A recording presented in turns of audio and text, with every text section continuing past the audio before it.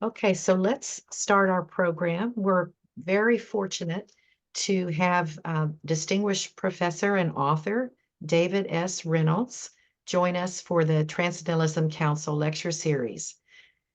David S. Reynolds is a distinguished professor at the Graduate Center of City University of New York, and his book, which I loved, I have it, big thick book called Abraham Lincoln in His Times, is the winner of the Lincoln Prize and the Abraham Lincoln Book Prize, and among Wall Street Journal's top 10 books of the year, and the basis for the Apple TV Plus docuseries called Lincoln's Dilemma. So he is the author or editor of 16 books, including Walt Whitman's America, which won the Bancroft Prize, John Brown, Abolitionist, and Beneath the American Renaissance. And he's a regular reviewer for the New York Review of Books, the Wall Street Journal, and the New York Times Book Review. So I'm sure I could go on and on, but let me hand it over to our speaker, who will speak for about 40 minutes, and then we will open it up for questions. Thank you so much, Shelley. It's great to be here virtually in historic, I want to underline that word, historic Concord, a place of Emerson, Thoreau, the Alcotts, Hawthorne, the beginning of the American Revolution. So it's just great to be here. And I'd like to share my screen, if I can here. Okay, share. And then, let's see. Okay, hide floating. All right. Okay, wait a minute here. Let me just see if I can hide these. Good. And let me go back there. I'm discussing the context of Abraham Lincoln, partially based on my book, Abe. Now, Henry Grady, who was a famous Southerner in the 1880s, said, "From the union of colonists, Puritans, and Cavaliers came he who stands as the first typical American, Abraham Lincoln. He was the sum of the Puritan and the Cavalier. In the depths of his great soul, the virtues of both were fused, and the faults of both were lost." Now, what did Grady mean by Puritan and Cavalier? When we go back to the Civil War itself, we find that it was both a war over slavery and what was seen by many as a tremendous battle between the so-called Puritan Northerners and the so-called Cavalier Southerners. The nation's most widely read newspaper, the New York Herald, said, "The people of the North and those of the South spring from a different stock. They are different every way. The Puritan and the Cavalier will always fight when they meet. There's nothing in common between them but hate." And a Southern Army officer noted, "The dissimilarity of human nature between the Puritans of the North and the Cavaliers of the South is the bedrock cause of our political wrangling and disputations."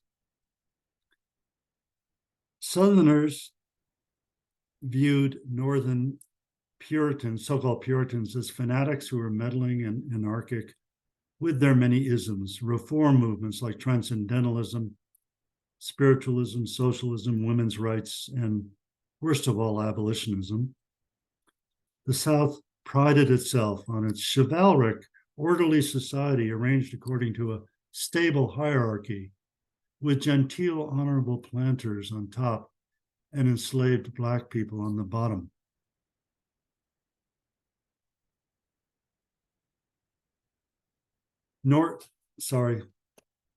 Northerners, meanwhile, viewed Southerners as indolent, depraved, aristocratic Cavaliers who cruelly held Black people in bondage and tortured them.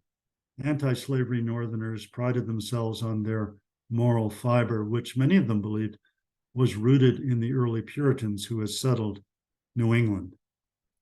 The conflict between the Puritans and Cavaliers had deep historical roots in England and early America. The Puritans in England wanted to purify the Anglican Church by ridding it of rituals, icons, the hierarchy of priests, and so on. Under Queen Elizabeth and her successor, James I, Puritans were persecuted, thrown into jail, and in some cases executed. One group of Puritans escaped to Holland, where they lived for 11 years before deciding to move to the New World. That group came over on the Mayflower and settled in Plymouth Colony in 1620. They were called separatists because they wanted to separate from the English church. A decade later, they came over another group of Puritans called non-separatists who wanted to cleanse the church but not separate it from it totally. They settled in Massachusetts Bay Colony to the north of Plymouth. The two would merge in 1691. Meanwhile, the Puritans who had stayed back in England waged war against King Charles I and his royalist followers, who were known as Cavaliers.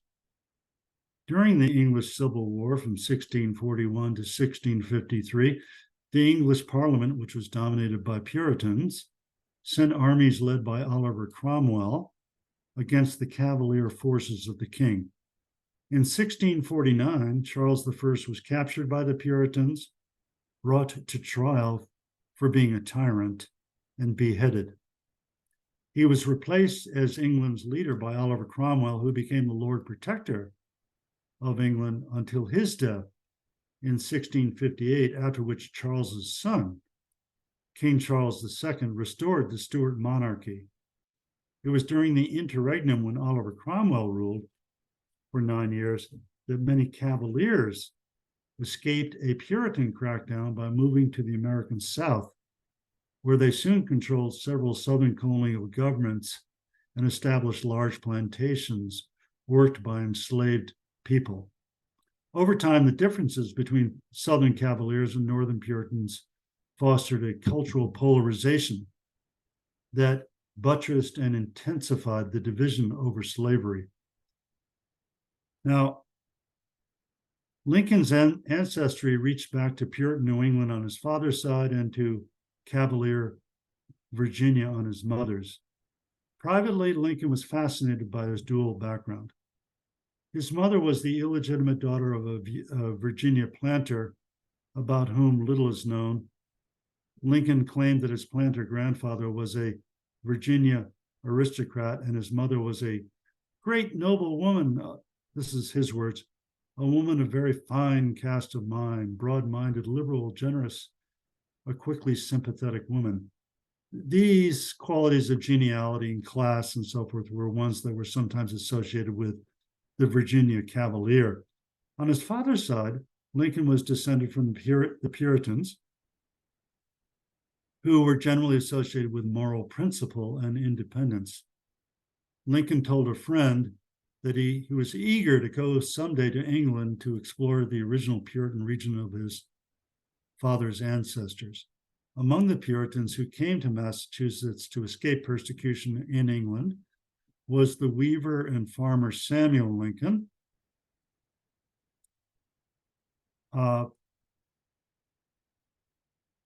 Samuel had been born and raised in Norfolk County, a rural area in eastern England that was a seedbed of Puritan revolution. It produced, for example, Oliver Cromwell. Samuel Lincoln crossed over in 1637 and settled in Hingham, Massachusetts, where he helped to fund and build the Old Ship Church, which since its opening in 1681 has stood as one of the longest running continuously used churches in America. Samuel Lincoln and his immediate descendants stayed for a while in Massachusetts, and then over the generations spread through New Jersey to Pennsylvania, southward to Virginia, and west to Kentucky, where Lincoln was born in a log cabin in 1809. Even though Lincoln knew about the Puritan and Cavalier lineage of his parents, he told campaign biographers that he was descended from Quakers. Actually, it's probable that none of his direct male ancestors on either side were Quakers. The president's great-grandfather, John Lincoln, was a Baptist, married to a woman who was from a Quaker family, but her own religious beliefs are not known. At any rate, John Lincoln moved with his wife and their children from Pennsylvania to Virginia, where he carried on with his Baptist worship, and the Baptist faith was passed down to Lincoln's parents. Why then did Lincoln say that he was descended from Quakers rather than Puritans, Cavaliers, or Baptists? It would seem that his emphasis on Quakers reflected his devotion to national unity. Quakers had come to be seen as a buffer between the Puritans and the Cavaliers. Quakers had settled in the middle colonies, especially Pennsylvania. They were known to be benign, moderate people who did not believe in war. Despite their anti-slavery views, they were accepted in the South because they stood for peace and reconciliation. They offered hope, the hope that the raging passions over slavery could be settled amicably. DeBow's Review, a leading Southern magazine, noted, "Three great elements enter into the character of the American people: the Puritan, the Quaker, and the Cavalier. The Quakers promised to unite in an indissoluble bond the jarring interests of the Puritan Cavalier." For Lincoln, therefore, presenting himself as the descendant of Quakers furthered his goal of national union. He didn't publicly mention the other strands of his background, such as Puritan and Cavalier, just as he avoided using the words Confederacy or secession, because he never really recognized the South as a separate culture or a separate nation. He wanted to emphasize unity, and so he stayed close to the political center. His principal centrism gave rise to many comparisons between him and Charles Blondin, a French tightrope artist who toured America and performed amazing stunts, most famously walking over Niagara Falls. Blondin walked back and forth across the rope across Niagara. It was 1,200 feet. No net. He did flips. He carried a man on his back, pushed a wheelbarrow back and forth. Early on in the Civil War, Lincoln, who was often shown in newspapers as Blondin, was often asked some version of the question, why don't you make this an anti-slavery war instead of just a war to save the Union? He responded by comparing himself a few times to Blondin, pushing his wheelbarrow or carrying someone on his back across Niagara. If he made the slightest wrong move, he said, he would tumble off the rope and the whole nation would be lost to the slave power.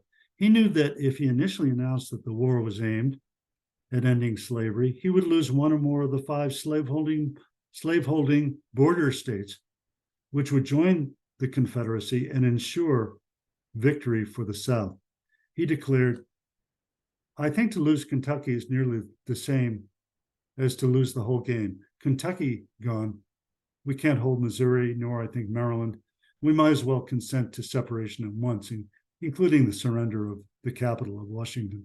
He said, I'm on my tightrope here. I really can't move in a more radical direction. He had to be Blondin. He said that he always hated slavery as much as any abolitionist. He didn't remember a time when he didn't loathe slavery. He just hated it. But he didn't want to push too far as president immediately in that direction, because he knew that in doing so, he would lose the war, probably lose the war, and everybody could forget about ending slavery for the time being. This explains his response to the militant abolitionist John Brown, the only American who consistently took up arms against slavery before the Civil War. As I show in my biography of John Brown, Brown was a deep-dyed Calvinist, a Puritan of the old school who thought that God had chosen him to wipe out slavery. Brown was called the American Cromwell, the Puritan warrior whom Brown admired greatly. Brown had Cromwell's the biography of Cromwell next to his Bible on the shelf. Brown differed from other abolitionists before the Civil War, who were mainly pacifists who relied on persuasion to get rid of slavery. But persuasion wasn't working. John Brown was infuriated by a series of pro-slavery enactments. The Fugitive Slave Law, which toughened rules on returning runaway slaves to their owners. The Kansas-Nebraska Act, which opened up the Western territories for slavery, and the Dred Scott decision, which stripped Black people of all rights. John Brown became a kind of holy warrior against slavery. He battled against pro-slavery settlers in Kansas. And then in 1859, with a group of 19 followers, he attacked Harper's Ferry, Virginia, in a bold effort to free slaves in that region, escape with them to the mountains, and spread southward along the mountains to create a terror campaign that he hoped would dislodge slavery throughout the South. The Appalachian chain runs all the way from New England down to Georgia, and he hoped to create a kind of terror cells and sort of dislodge slavery that way. Instead, however, he and several followers were captured, imprisoned, brought to trial, and sentenced to be hanged. It was at this point, while Brown was in jail awaiting execution, that the Concord Transcendentalists entered the political picture in a big way. Without them, Brown would have probably fallen into the dustbin of history. They rescued Brown from infamy at a moment when even radical abolitionists were calling Brown a madman.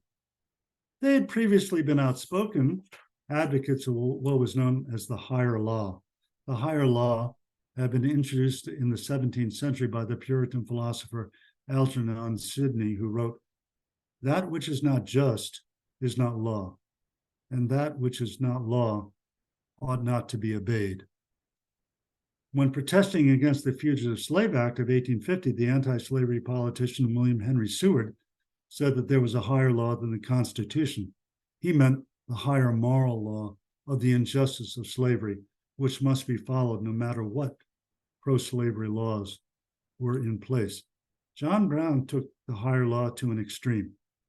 He used physical weapons against slavery because of his disgust over pro-slavery laws and court rulings. The Transcendentalists who had gotten to know John Brown when he came to Concord were the first people to openly praise him in public. They described him as a Latter-day Puritan and a Transcendentalist. Thoreau connected John Brown directly to Cromwell, saying, "He was one of that class of whom we hear a great deal, but for the most part, we see nothing at all," talking about John Brown. The Puritans. It would be in vain to kill him. He died lately in the time of Cromwell, but he reappeared here. Thoreau went on, Brown is a transcendentalist above all, a man of ideas and principles. Emerson, in a widely noted speech, declared, "John Brown will make the gallows as glorious as the cross." These statements by Emerson and Thoreau sped through popular culture like ricocheting bullets, leading many Northerners to see John Brown as a Christ-like martyr who had given his life for Black people. Frederick Douglass said, "I could live for the slave. John Brown died for the slave." When John Brown was hanged on December 2nd, 1859, there was mourning throughout the North, including in Concord, where a memorial service was organized by Emerson and Bronson Alcott. Where did Lincoln stand on John Brown and the higher law? He could not express too much public sympathy for Brown, who was a polarizing figure and political poison. The Republican Party distanced itself from John Brown for fear of seeming too extreme, which explains Lincoln's dismissal of Brown in the Cooper Union address of 1860. In another speech around the same time, Lincoln said that Brown exhibited rare unselfishness, great courage at Harper's Ferry, but that no one can approve of violence or crime. Lincoln did want slavery to go away through the electoral process, not through violence. In 1858, he said it might take 100 years for slavery to go away through elections. If you can imagine slavery in 1958. So he didn't really want the Civil War. But as we know, violence alone uprooted slavery. The war came despite more than 200 attempts at negotiating a compromise. There were huge attempts at negotiation. The North and the South were on a collision course over slavery, and yes, over the cultural differences between the Northern Puritans and the Southern Cavaliers. Despite Lincoln's efforts to stay out of the culture war, his opponents did all they could to drag him into it. Confederates and Copperheads accused him of being a radical Puritan involved in all the crazy isms of the North. Let's look at a couple of Confederate cartoons of that era. This one pictures Lincoln's face at the center. It's hard to see, but it's right there. Of an imagined religious altar of the North. The African on top of the altar is the supposed new god of the North with its anti-slavery views. Around the altar is a chaotic mob of Republican politicians. Back then, the Republicans were accused of being wild-eyed radicals who threatened to make everything topsy-turvy if they gained power. Behind the African god is a spear that was given to him by John Brown. John Brown, when he raided Harper's Ferry, gave spears to the people that he liberated from slavery so that they could use them as weapons when they were attacked. And at the base of the stone altar, you can't see it very well, it says Puritanism. There's sort of a close-up over there. And on top of it, and that's gave rise to all these crazy isms here. Mentions free love, mentions socialism, spiritualism, and women's rights and so forth. All these weird isms of the North. And here's a white man being sacrificed to the African god, who's the new god of the North, you see. And here's Henry Ward Beecher slaying a white man in sacrifice to the African god. And here the Transcendentalists, they were often thrown in there. They were the symbols of self-reliance and egotism. And they were considered very... By the way, Shelley, can you see my screen? I hope you can, right? Yes, okay. we can. Okay, good. Thank you. Yeah, forgot to ask that. Here's another cartoon. Here's Lincoln running for office, and he's being carried by someone who promoted him, a Republican editor, anti-slavery editor named Horace Greeley. And Greeley actually did believe in all the isms. Lincoln kept in the center. He was more like Blondin. He really didn't accept them. But supposedly, from a negative standpoint, supposedly he's saying, okay, pretty soon, guys, I'm going to bring you all into your millennium. And here's a women's rights person saying, women are going to take over America. Here's a Mormon saying, we're going to enforce polygamy. There's a socialist, there's an African American who's saying, I proclaim that white people have no rights that blacks have to respect, which is a reversal of the Dred Scott decision, which literally said black people have no rights that white people have to respect. So this is supposedly Lincoln. So this is what Lincoln kind of faced here, is being tarred with being associated with all these isms. Now, he didn't really talk about any of the isms, except for privately, but the one he did talk about publicly was Douglasism. Stephen A. Douglas, who was the author of the Kansas-Nebraska Act, which opened the Western territories up for slavery. And Lincoln knew that if you keep adding slave states, then pretty soon the Senate, the House of Representatives, everything's going to be, the government would be totally irretrievably taken over by slavery. And Lincoln knew that the Constitution, or he interpreted, as did most people at the time, that the Constitution didn't tamper with slavery where it then existed, but that it forbade the spread of slavery into the other territories. So he really wanted to oppose Douglasism. And some people cherry pick him and call him a racist. It's true that early on, a couple of times during the debates with Stephen Douglas in Illinois, here's the state of Illinois in the 7 debates in 1858, he said things like, I've never advocated the Black people and being on juries or voting or anything like that. But we have to realize the context. He was running against Douglass, who Frederick Douglass said did more damage to African Americans than any other person because he was a very visible senator. And he was very, very open. He said, this government was made for white men, for the benefit of white men and the posterity forever. I mean, he didn't, and he got elected. He beat Lincoln in this election on that. So Lincoln that was the context. Also, Illinois at the time had the so-called Negro Exclusion Act, which Frederick Douglass said was the worst in America, which said that if you were an African American not already in Illinois and you tried to enter it, you had to get out within 10 days or you'd be thrown in jail or be slapped with a huge fine or just forcibly expelled. So that was the context that Lincoln was debating it at that time.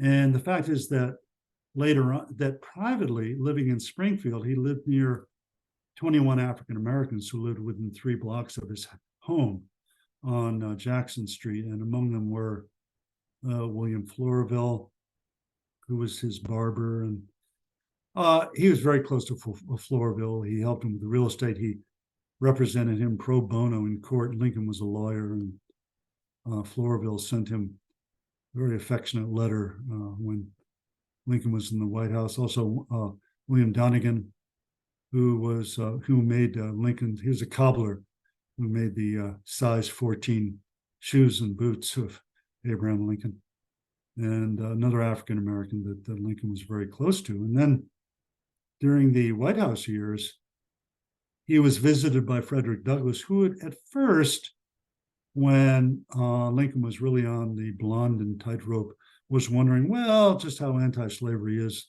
Lincoln. But then progressively, as he got to know Lincoln and met him in the White House, really saw how progressive he was. And Lincoln also evolved.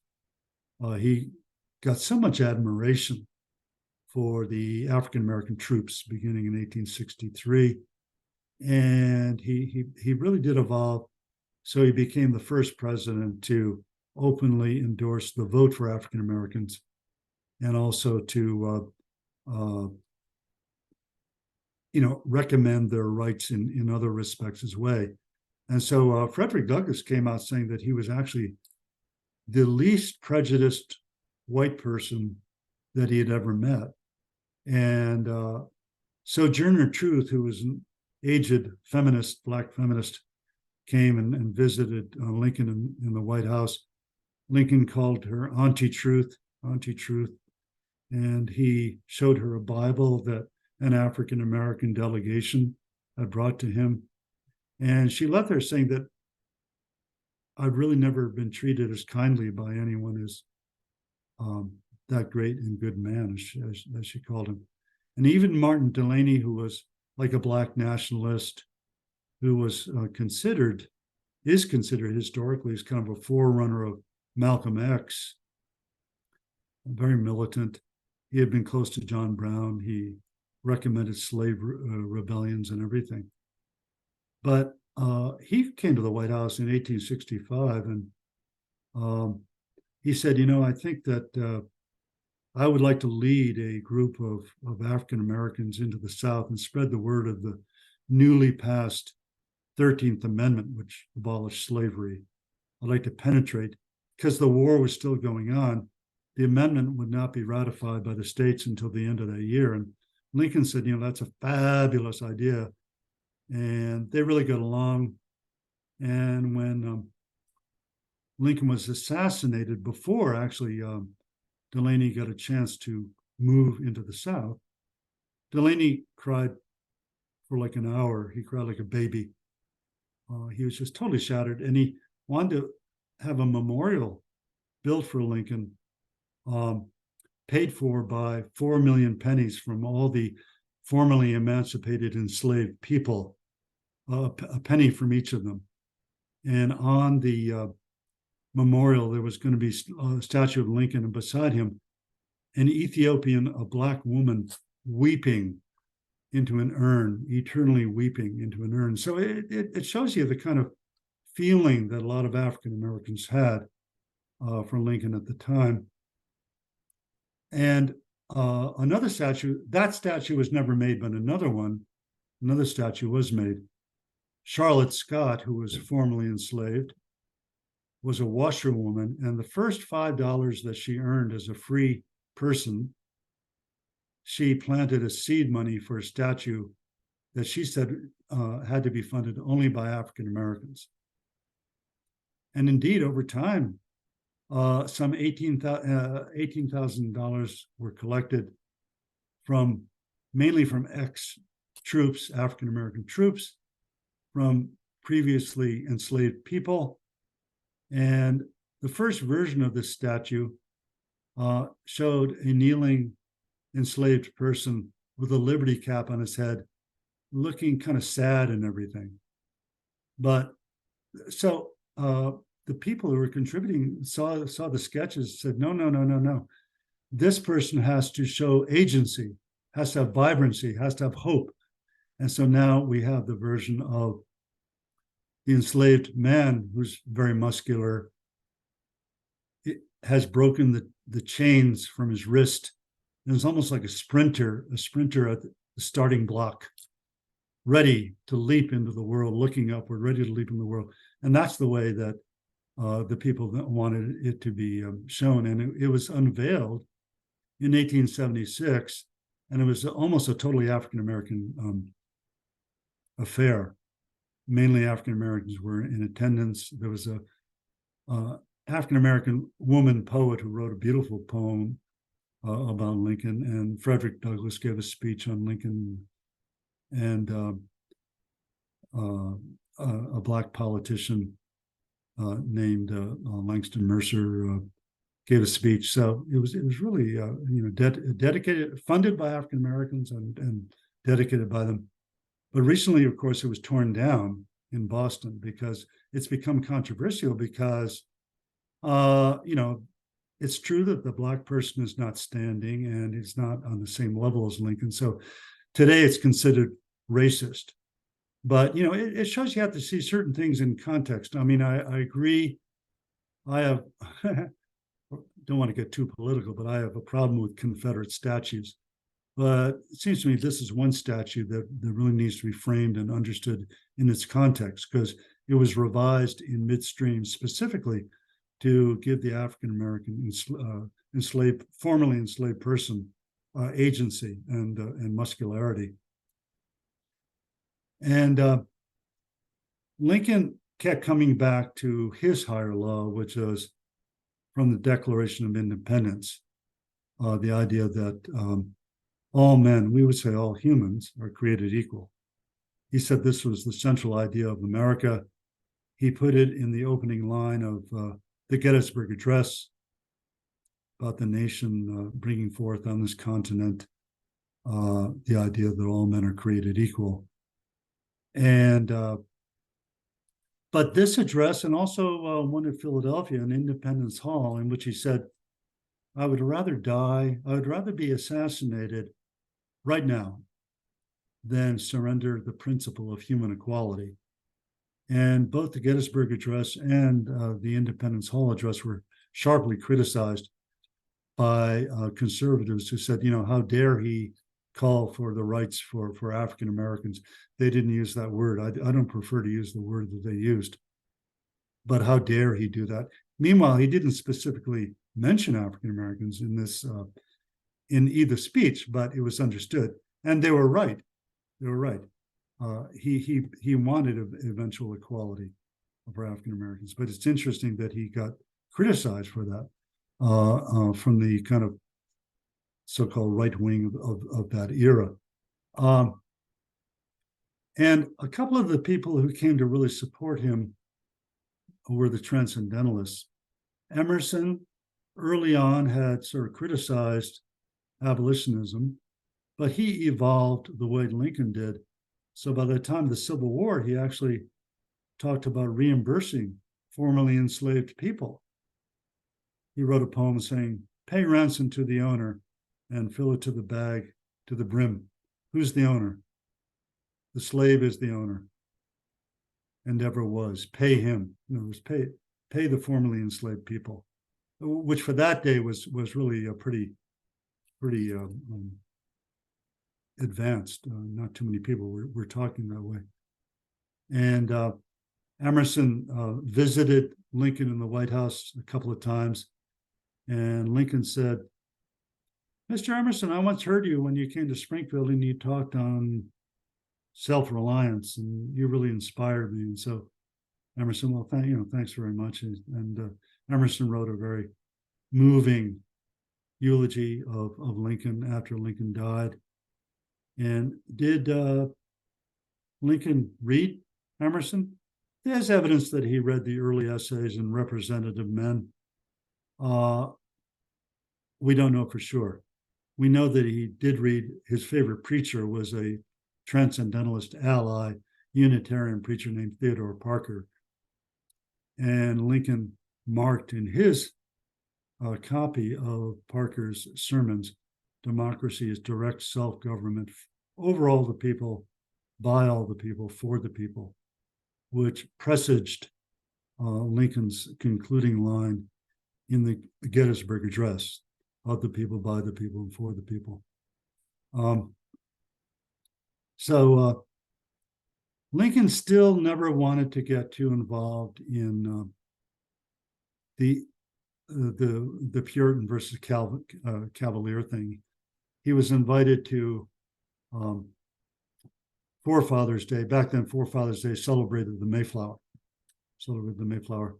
And it was more important than Thanksgiving, much more important than Thanksgiving, as important, even more important than Christmas, as important as the 4th of July. Anyway, but he said, I'm just not going to come. He said, the Plymouth emigrants were the glory of their age. We revere them. While we revere them, let us not forget how vastly greater, I misspelled there a couple of times, how vastly greater is our opportunity. So greater meaning, our liberty means the liberty for enslaved people. It's not just the liberty of white Puritans coming over to America. And he also responded negatively to the Cavalier President Jefferson Davis, who hated Cromwell, thought New England was a very lowly, Puritan, horrible place. And at the end of the war, the Cavalier Davis comes to Lincoln and says, hey, all right, why don't we end this horrible war? We've killed about 700,000 Americans or whatever it is. Let's go our separate ways and as two nations. And Lincoln said, no, we have to be one nation and without slavery. He just, no matter how many people die here, we just have to be one nation, and then we have to be without slavery. And unfortunately, a kind of would-be Cavalier, John Wilkes Booth, who had been raised among slaves in Maryland, he had a Cavalier disdain for Lincoln. Lincoln's appearance, pedigree, low coarse jokes, his vulgar similes, his frivolity are a disgrace to the seat he holds. He considered Lincoln a tyrant who might become a king, because back then they didn't have term limits. Term limits for presidents didn't come till 1951. And Wilkes hoped that by killing Lincoln and some of his cabinet members, vice president, so forth, he would create chaos and the South would be rebuilt as it was before the war. But it had the opposite effect. Walt Whitman said, the heroic eminent death, as he called it, is a cement to the whole people. He said a nation is defined by its heroic eminent deaths, the great people who give themselves up for liberty, like Lincoln. And it's a greater cement, he said, than Constitution or whatever. And it's kind of amazing that he sort of fixated on Lincoln. And in a sense, that reminds us of someone we recently celebrated, Dr. Martin Luther King, who had a heroic, eminent death. And at the Lincoln Memorial, with Lincoln's statue not far away from him, he said, I have a dream of a time when all God's children, black men and white men, Jews and Gentiles, Protestants and Catholics, will be able to join hands and sing in the words of the old Negro spiritual, Free at last, free at last. Thank God Almighty, we are free at last. With this faith, we will be able to transform the jangling discords of our nation into a beautiful symphony of brotherhood. So freedom, equality, justice for everyone, even the most marginalized and oppressed, contained within one nation. That was Lincoln's dream carried forward by Dr. King. Their dream, expressed with unmatched eloquence, inspires all of us to do everything we can to make that dream come true. Thank you very much.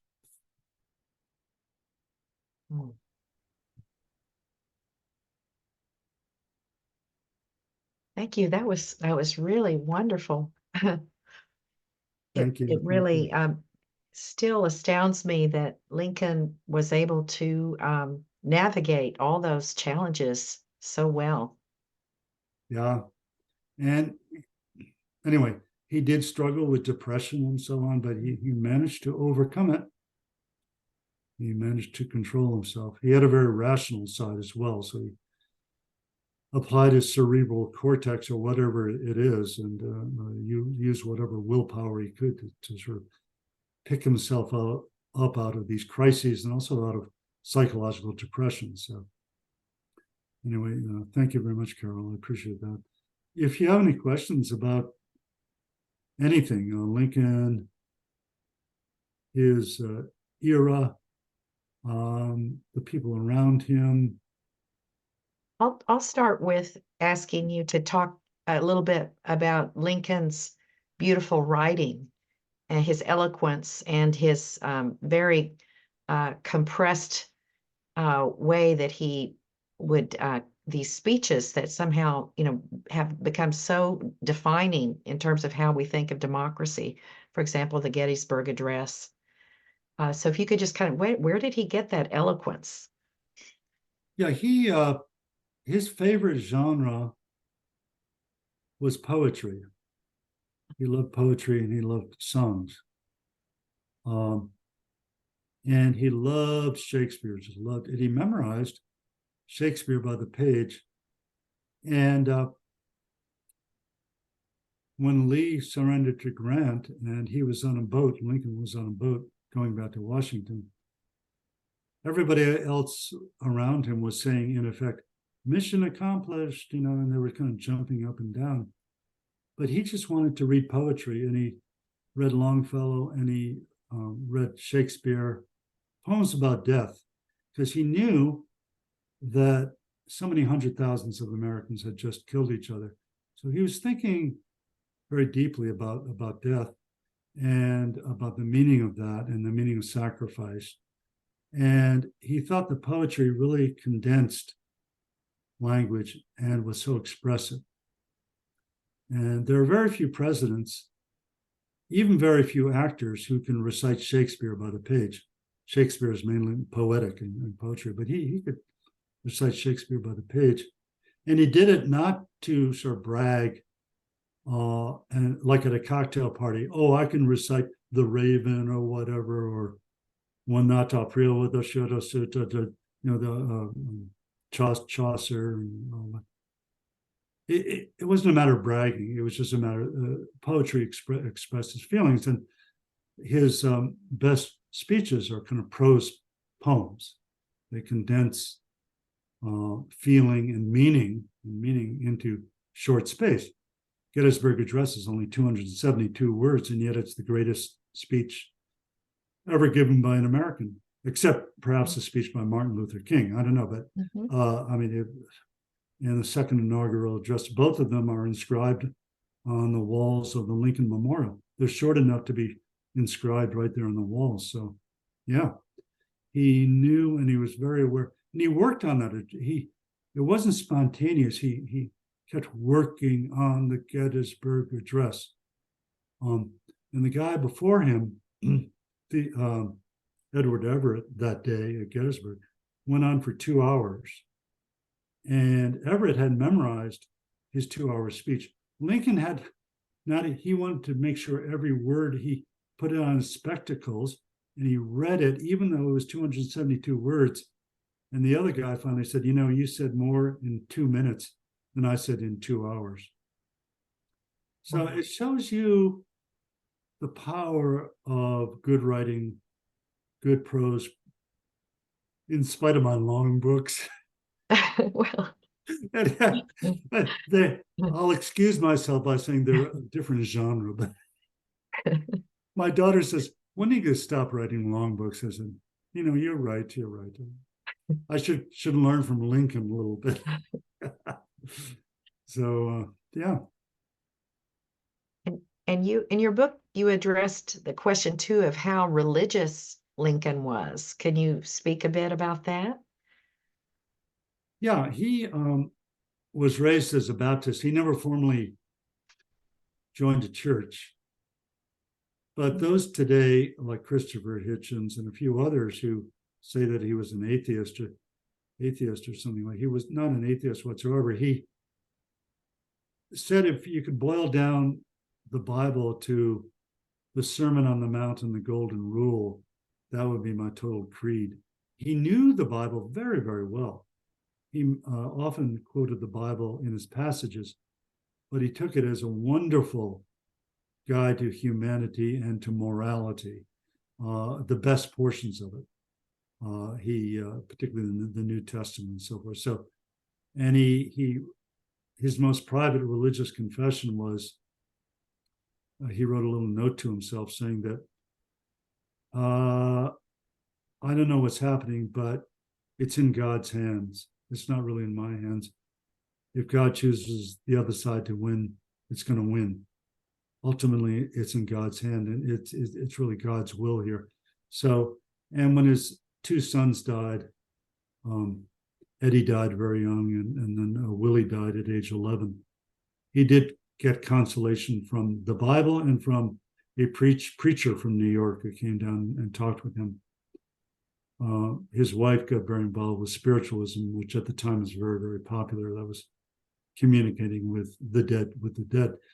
He attended a couple of seances, but he didn't really accept it seriously. But he respected his wife, and she was a sincere believer in that.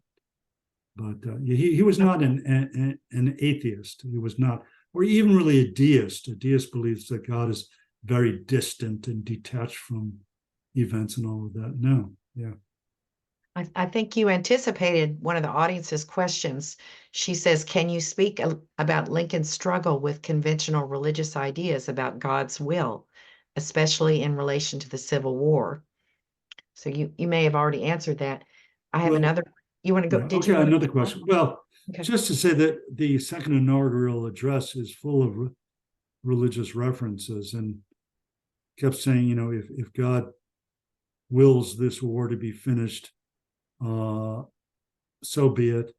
And he really called for the end of slavery. He said, even if we had to answer every whip lash on the enslaved person's back with a thrust of the sword, then God be behind us. And he was just, in a way, praying, communally praying that the war would be over without slavery. So, yeah. Very good. And so this member says, I wasn't familiar with the take on Puritans versus Cavaliers, but it puts me in mind of Colin Woodward's work on American nations. Assuming you are familiar with that, is that largely in line with the casting of North-South Puritans, Cavaliers? I know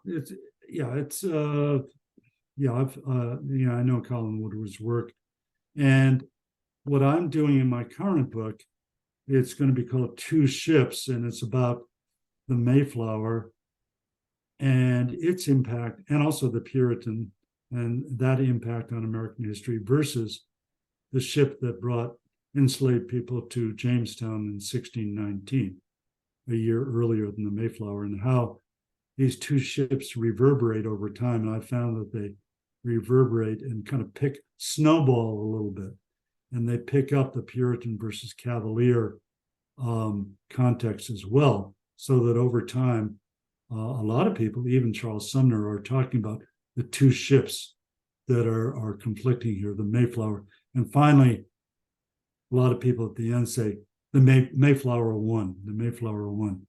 The Puritans, won, and the Cavaliers have been defeated. So, I have that Nations book in mind, but I'm kind of doing a slightly different take. I also have in mind what's the book? By Jeffrey Hacker. It's called whatever. It'll come to my mind. Yeah, that's okay. But yeah.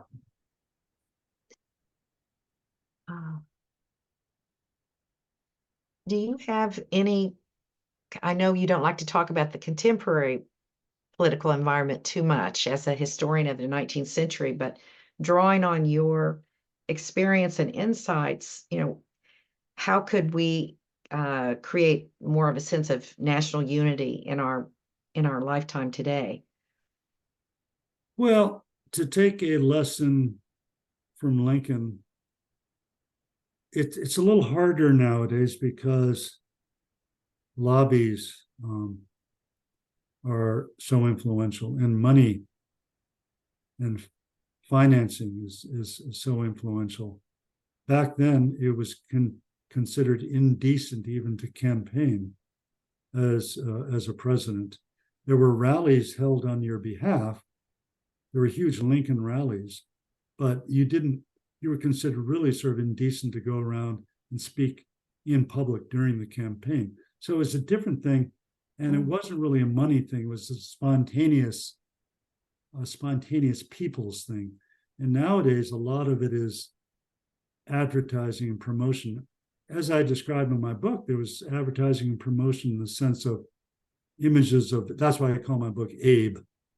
He was sold as the frontiersman, the backwoodsman, which he had been, as well as the respectable lawyer. So he's considered sort of a combination of the respectable and the folksy, so to speak. But it was promoted mainly in newspapers and in rallies. Nowadays, it's a little bit different. But we have one side calling the other side a bunch of crazy radical isms and socialism or whatever, wokeism, that kind of thing. And we have the other side calling the other perhaps fascism, or these names are traded back and forth. And the most important thing to do is try to find a principled centrist. That's very, very difficult to find. But someone who is principled, a kind of centrist, without giving away my politics too much, I'd prefer a kind of slightly left-leaning political centrist. Yeah. But and someone who can sort of convincingly cross the aisle and bring people together, because that's what Lincoln was. And in a sense, he lived in an even more divided time than ours. These people just slaughtered each other. They slaughtered each other, and it was just horrible. So we're not quite at that point yet. So if we can find a really good Blondin for our time, that would be just great. How is Abraham Lincoln perceived in the South? I was surprised by this question that Nikki Haley was asked about the cause of the Civil War and that whole controversy. And I just wondered if, in your experience, do you get a different feeling in some of the Southern audiences when you talk about Abraham Lincoln?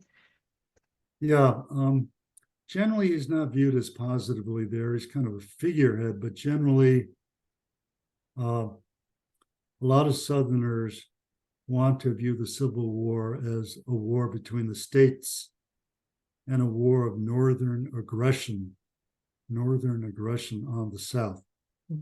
There's still something of the lost cause.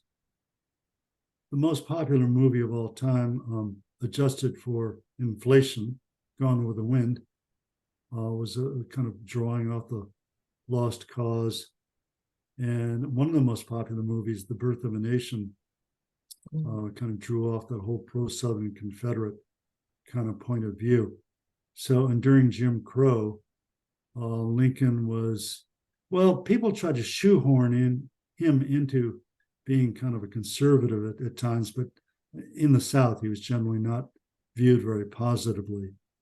But today, as I say, a lot of people on the right want to kind of appropriate Lincoln and bend him to their point of view.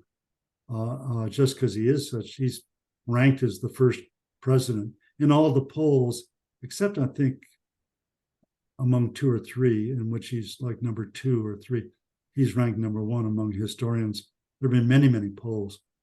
So he's there.